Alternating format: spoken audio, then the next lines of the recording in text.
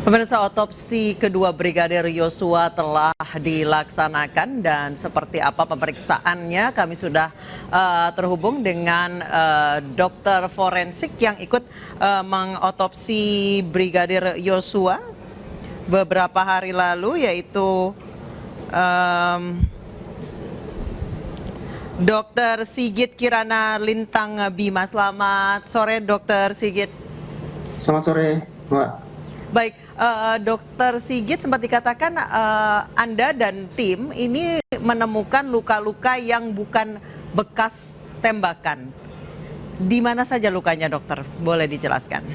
Ya, sebagai koreksi ya, sebenarnya saya bukan salah satu tim yang ikut ke sana gitu. Nah, jadi saya dari Persatuan Dokter Forensik Indonesia itu ada semacam yang menangani media begitu. Saya ditugaskan tadi oleh ketua tim untuk menjawab ini begitu, Mbak. Baik, silakan. Kalau misalnya dari hasil otopsi kedua disebutkan akan terjadi kesulitan jika saat otopsi kedua karena organ-organ yang sudah tidak sejajar lagi karena sudah dilakukan otopsi pertama. Boleh dijelaskan, Dokter Sigit? Ya, jadi memang kalau dari forensik ya, dengan pemeriksaan yang semakin cepat itu kita akan bisa mendapatkan hasil yang semakin bagus begitu. Dengan berjalannya waktu otomatis ada beberapa perubahan, dan perubahan itu perubahan alami karena ada faktor-faktor pembusukan begitu. Nah, apalagi kalau pada kasus ini kan sudah dilakukan otopsi ya, yang pertama kali begitu. Nah, sehingga kalau kita menilai luka tembaknya, kalau kita dari sisi forensik luka tembak itu kan kita harus mengukur saluran lukanya. Jadi misal luka tembak masuknya di dada kanan, terus kemudian dia arahnya kemana, kena organ apa saja begitu ya. Nah, ketika sudah dilakukan otopsi, maka kan organ-organ dalam ini kan dikeluarkan yang pertama kali. Nah, sehingga ketika dikembalikan lagi, otomatis saluran itu tidak bisa kita tentukan lagi kan. Itu kesulitannya di situ. Tapi itu kesulitan, bukan berarti tidak bisa begitu. Baik, jadi kalau misalnya organnya, mohon maaf, sudah pernah dikeluarkan untuk otopsi, kalaupun disusun lagi itu tetap tidak akan sama dengan kondisi awal ya, Dokter Sigit ya? Betul, tetap akan berbeda dengan kondisi awalnya begitu. Itu yang dikatakan ada kesulitan, faktor kesulitan di situ. Baik, Dokter Sigit, salah satu pertanyaan yang muncul di masyarakat adalah terkait jarak tembak. Dari bekas luka, apa sebenarnya perbedaan luka tembak jarak dekat dengan jarak jauh kalau menggunakan Glock misalnya?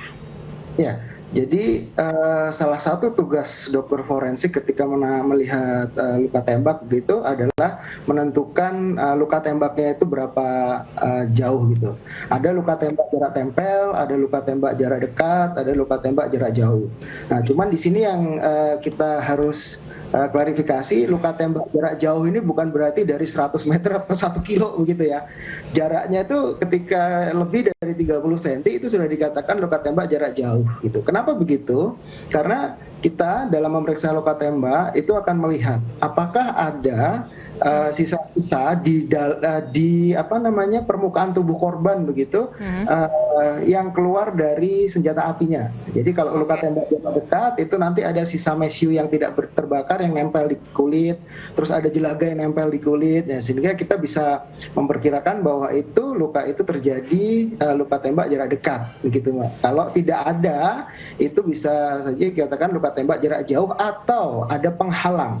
Jadi misal ada baju atau ada sesuatu yang tebal begitu ditembak jarak dekat, itu kan bekasnya tidak bisa nempel di kulit, nempelnya di baju. Nah, itu kalau sudah bajunya diganti, otomatis dokternya kan tidak bisa lagi, kecuali kalau bajunya masih sama dengan saat kejadian.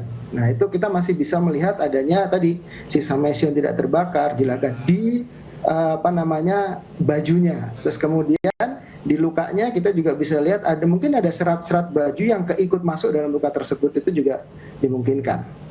Baik, terima kasih banyak Dokter Sigit telah bergabung bersama kami di Newsroom. Selamat sore, Dok. Selamat sore.